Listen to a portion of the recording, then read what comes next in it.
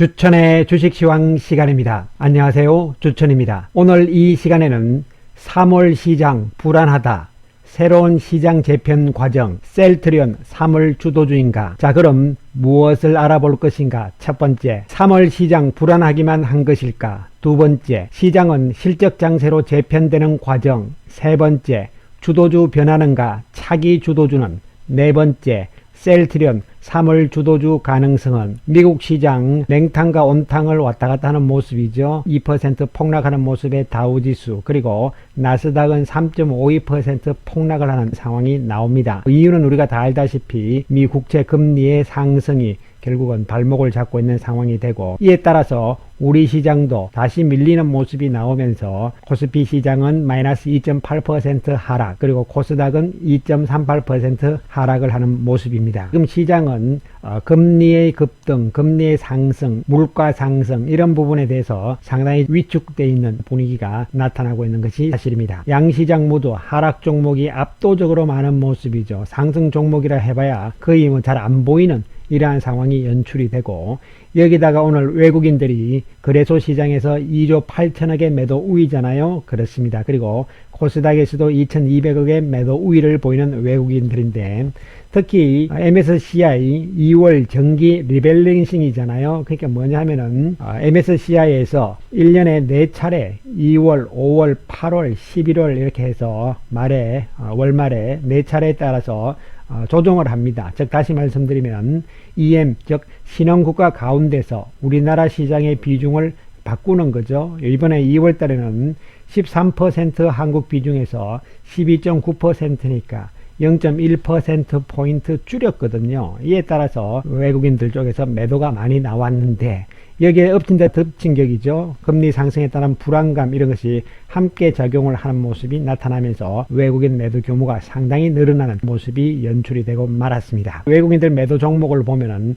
결국 MSCI의 리밸런싱 때문에 패시브 자금들이 시가총액 1등부터 12종목군들을 거의 다 내다 파는 모습이 연출이 되었다고 볼 수가 있는 것이죠. 이에 따라서 삼성전자와 SK하이닉스, 이것은 시가총액 1등, 2등이니까요. 그리고 카카오, LG와 현대차, 기아차, 삼성 SDI, 삼성전자 우선주, 그리고 셀트리온, 네이버, 이렇게 해서 시가총액 상위 종목, 특히 현대차까지 보시면은 매도 규모가 많잖아요. 그렇습니다. 그리고 매수한 종목군들은 별 의미가 없어요. 물론 코덱스 200 선물 인버스 2, 이것은 뭐냐면 시장을 하락적으로 보는 것이죠. 전체적인 금액 규모가 그렇게 크지 않다는 측면이기 때문에 일시적으로 단기적인 하락은 충분히 예상을 할 수 있는 이러한 외국인들의 움직임이라고 볼 수가 있는 대목이 되겠습니다. 자, 그럼 전체적으로 이번 주 외국인들 상황들을 한번 살펴보게 되면은 22일부터 26일까지 외국인들 약 1조 8,451억 파는 모습인데요. 지난주에 한 6,700억 정도 팔았거든요. 이번 주 많이 파는 모습이 연출이 되었습니다. 반면에 이번 주에는 기관 투자가들 매도가 상당히 줄어들었죠. 지난주 기관 투자가들 약 3조대 매도였지만 이번 주 기관들 매도는 2,500억이니까 상당히 줄어든 모습이잖아요.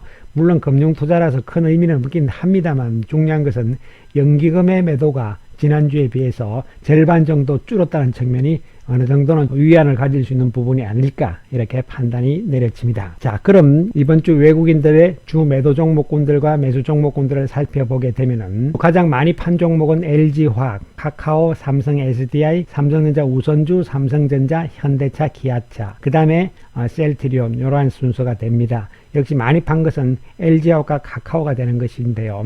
상대적으로 LG화학은 지금 하락으로 빠지는 추세의 모습인데 비해서 카카오는 좀 올랐기 때문에 파는 구도죠. 예를 들어서 약간의 차이는 있다, 이렇게 볼 수가 있고, 그 다음에 매수한 종목을 보시면은 SK바이오팜이 가장 많이 사는 모습이죠. 그리고 SK하이닉스, 그 다음에 셀트리온 헬스케어하고 셀트리온 제약이 이번 주에 그나마 외국인들이 좀 산 종목이다, 이렇게 평가를 해볼 수가 있겠습니다. 자, 지금 시장의 가장 큰 문제는 금리의 상승이 되는 것이죠. 금리라는 것은 우리가 이론적으로도 금리가 상승을 하게 되면 주가는 내려간다, 이런 논리잖아요. 그렇습니다. 이것은 왜냐하면 금리가 올라가는 것은 결국은 물가가 올라가기 때문이죠. 원자재 가격을 필두로 해서 물가가 올라가는 상황이 나오면서 이에 따라서 돈의 가치가 떨어지는 것이죠. 그러면은 채권 가격이 떨어지게 되는 것이죠. 그러면 채권 가격이 떨어지면은 금리는 올라가게 되는 것이죠. 이러한 구도인데, 자, 현재의 상황을 어떻게 봐야 되냐면은 과거의 평상시 시점과는 볼 이유가 없죠. 왜냐하면 현재 상황은 작년부터 생긴 특별한 상황이잖아요. 바이러스 사태로 인한 상황들이 나온 상태에서 지금 진행이 되고 있기 때문에 과거 금융위기 시점의 상황과 비교를 할 수밖에 없는 대목이죠. 그래서 중요한 것은 이 방향을 보시는 것이 중요하죠. 미국의 주간 경기 선행 지수를 보시면은 이 당시에도 바닥을 치고 급속도로 올라가는 상황이 나오면서 미 국채 10년물 국채 금리도 함께 올라가는 구도가 나타납니다.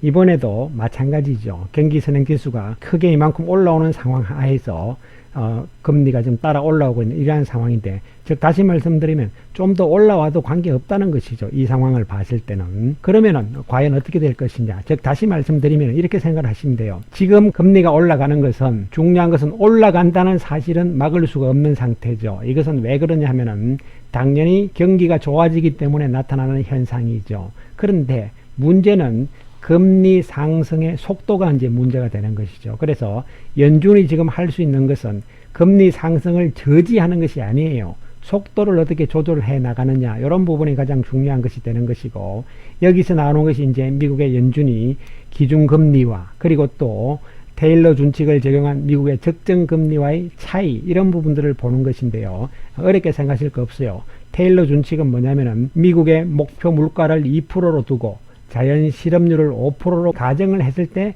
생각하는 적정금리라는 것이죠. 이런 부분을 감안을 했을 때 지금 최근에 봤을 때는 2월 달에 적정금리가 1.9%가 나오잖아요. 현재 약 1.5%까지 올라가 있는 상태가 되는 것이죠. 따라서 이러한 부분들을 봤을 때는 아직까지는 그렇게 크게 올라온 것은 아니다, 이렇게 봐야 되고, 중요한 것은 이제 올라가는 것은 기정사실인데 속도 조절을 어떻게 해 나가느냐가 중요한 것이다, 이렇게 보시면 되고, 연준의 기준금리는 연준이 컨트롤을 하기 때문에 결국은 계속적으로 이 바닥권에서 있는 것이죠.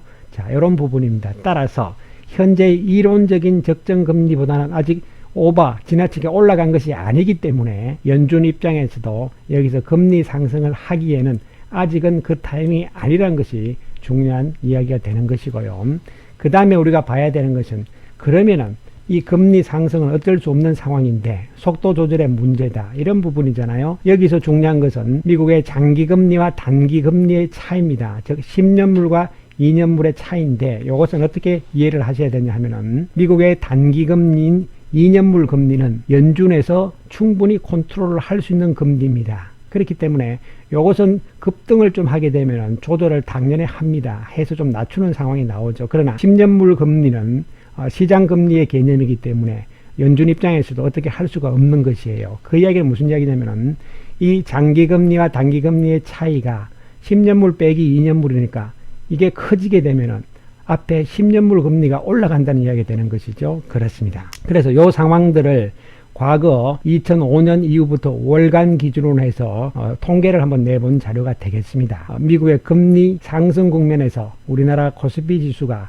어떻게 되느냐를 보여주는 그림이 되는 것이죠. 결론부터 말씀을 드리면은 코스피는 고비가 당연히 한번 있다는 이야기죠. 그렇습니다. 지금 현재 미국의 장단기 금리 차이가 바로 여기 있는 것이죠. 2월 현재 130bp 정도에 있습니다. 130에서 150bp 이 정도 사이에 있을 때 주가의 상승률이 상당히 낮아지는 것이잖아요. 앞에 1.1보다. 근데 요 시점이 오면 경기 확장의 초기 국면이라는 이야기가 되는 것이죠. 그러면서 이제 주가가 한번 빠지게 되어 있습니다. 다시 금리가 올라간다. 즉 미국의 10년물이 더 올라간다는 이야기죠. 이렇게 되면서 빠지게 되고, 그 다음에 더 금리가 올라가게 되면 이제 주가가 마이너스로 확 빠지는 상황들이 나온다는 것이죠. 이러한 과정들이 나온 다음에 그 다음에 이제 본격적으로 주가가 올라가게 되는 것이죠. 그렇다면 지금은 바로 이러한 시점 과정들이라는 것이죠. 기존의 금리가 별로 안 올랐다가 지금 금리가 올라가는 상황이 직면이 되면서 주가의 상승률이 떨어지면서 주가가 좀 빠져나가는 이러한 상황이 나오는 것이죠. 그러면 이 국면에 언제 될 것인가는 알 수가 없는 것이죠. 이것은 어쨌든 통계적인 자료이니까 그 시점은 이번에는 언제가 될지는 알 수는 없는 부분이다, 이렇게 보는 것이고, 왜냐하면은 금리가 이렇게 상황이 나온다 하더라도 경기, 실적 측면에서의 회복이 빨리 나오게 된다면 이 기간이 짧아질 수가 있는 것이죠. 그래서 중요한 것은 과거 상황을 보더라도 미국의 금리가 올라갈 때는 우리나라 시장이 중간에 한 번은 조정이 나왔다는 이러한 부분이 핵심적인 부분으로 해석을 하시면 되겠습니다. 자, 그래서 그러면은 이와 같이 미국의 금리가 올라가는 시점에서 우리나라 기업들과 그리고 또 주가의 상승률을 보는 자료가 되겠는데요. 이것은 2010년에서 2020년까지 10년 동안의 시가총액 상위 종목군들을 대상으로 해서 봤을 때인데, 즉 금리가 올라갈 때 어떤 종목의 주가들이 올라가느냐면 당연한 것이죠. 매출이 올라가고 순이익이 올라가는 종목군들은 수익률이 많이 납니다. 그리고 매출이 올라가지만 이익이 줄어드는 기업은 별로 안 올라가요. 그 다음에 매출은 조금 줄지만 순이익이 늘어나면 주가가 또 올라가는 것이죠. 최악의 상태는 매출도 줄고 순이익도 줄면 주가는 내려간다는 이러한 통계적인 자료가 나와 있습니다. 이 이야기 결국 뭐냐면은 이제 시장은 금리가 올라감으로 인해서 본격적인 실적 장세로 가는 것이고 또 경기 장세로 간다는 뜻이죠. 이에 따라서 실적이 좋아지는 종목 중심으로 이제는 종목이 줄어든다는 이야기가 되는 것이죠. 그렇다면 우리나라 기업들 가운데서 주식시장에 있는 종목군들 가운데서 어떤 쪽이 실적이 계속 좋아질 것인가, 이런 부분들이 역시 주도주 맥락이 되는 것이죠. 그런 측면으로 봤을 땐 기존의 이 5개의 주도주 쪽에서 큰 변화는 없습니다. 단 여기서 이제 경기가 좋아지는 국면이 되기 때문에 경기 관련주들이 조금 더 포함될 가능성이 있습니다.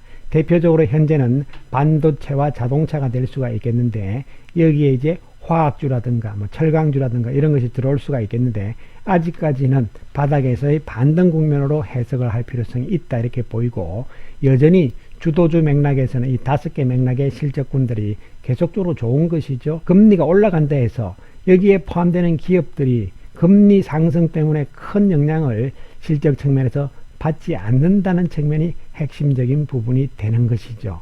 이에 따라서 이들 주도주 맥락군들이 순환을 하는 그 순서가 어떻게 될 것이냐를 계속적으로 우리가 체크를 하면서 봐야 되는 시점이 3월 장세다 이렇게 보는데요. 그러한 측면에서 우리가 대표 종목군들을 한번 살펴보기로 하겠습니다. 자, 먼저 이 종목군들의 맥락을 봤을 때 최고 고점, 최고가를 찍은 시점, 언젠가를 먼저 보는 것이 상당히 중요하죠. 삼성전자는 1월 11일 날 지수 고점과 마찬가지로 함께 고점을 찍었고, SK하이닉스 역시 찍었습니다만은 조정을 받고 다시 올라오면서 신고가로 나가 있는 상태에서의 조정입니다. 전형적으로 금리가 올라오지만 경기 사이클, 즉 반도체 경기의 사이클이 좋아짐으로 인해서 주가가 올라가는 형태인데, 삼성전자는 상대적으로 시가총액 1등 종목이기 때문에 조금 주춤주춤 이러한 모습이 진행이 되고 있는 것이고, SK하이닉스는 오히려 좀 더 탄력적인 모습이 나오는 차이다 이렇게 볼 수가 있는데, 중요한 것은 1월 달에 고점을 찍었다는 것이죠. 그 다음에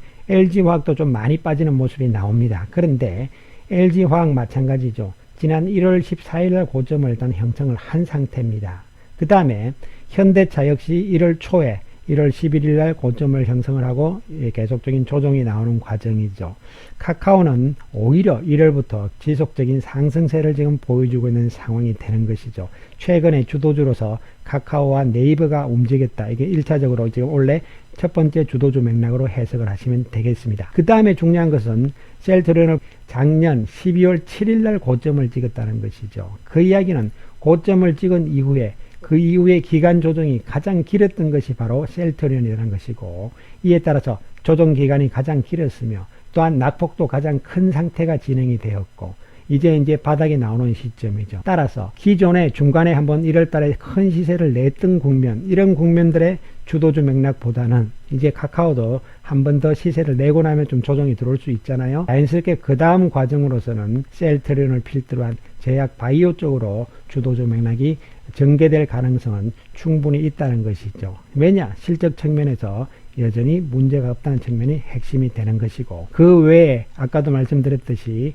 화학이라든가 철강 이런 경기 관련주들은 따라옵니다. 따라오지만 지금은 아직은 반등의 국면이고, 그 다음에 소비재 관련주들도 따라올 것입니다. 그러나 역시 이것도 반등의 국면이라는 측면에서 접근을 하시면 되겠습니다.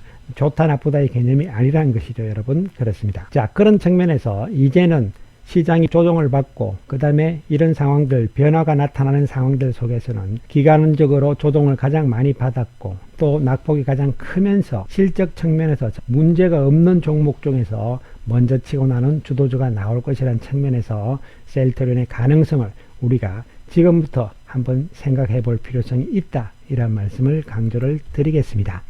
자, 셀트리온 수급적인 측면에서 한번 살펴보게 되면 이번 주에 외국인들이 셀트리온은 좀 팔았습니다. 699억 정도 팔은 모습이 나왔고 일별로는 이러한 상태가 좀 나왔죠. 금요일에 좀 많이 파는 상황들이 나왔어요. 반면에 헬스케어는 오히려 외국인들이 사는 모습이죠. 제약도 사는 모습이 연출이 됩니다. 그래서 좀 바닥이기 때문에 외국인들 입장에서도 특히 제약과 헬스케어부터 먼저 사들어오는 이러한 상황이 설금설금 지금 진행이 되고 있는 3월의 과정일 것이다, 이렇게 판단이 내려지는 부분이 되는 것이죠. 이에 따라서 이제 레키로나주는 3월 달에 유럽에서 승인이 나올 것이기 때문에 이 부분에서의 중요한 부분들, 그리고 렘시마 SC와 유플라이마, 그리고 기존 제품들 전혀 큰 영향이 없다는 측면을 접근을 해 주실 때 안정적인 셀트리온의 실적 구도는 올해도 이어질 수 있다는 측면이기 때문에 지금은 어떻게 보면 주가가 좀 과도하게 빠져 있는 상황이라는 것은 분명할 것으로 판단이 내려집니다. 따라서 조금 힘든 상황이긴 하지만 지금 여기서는 더 이상 우리가 우려하실 필요가 없는 것이죠. 조금 더 인내를 하시면서 보유하는 전략으로 나아가 주시기 바라겠습니다. 감사합니다.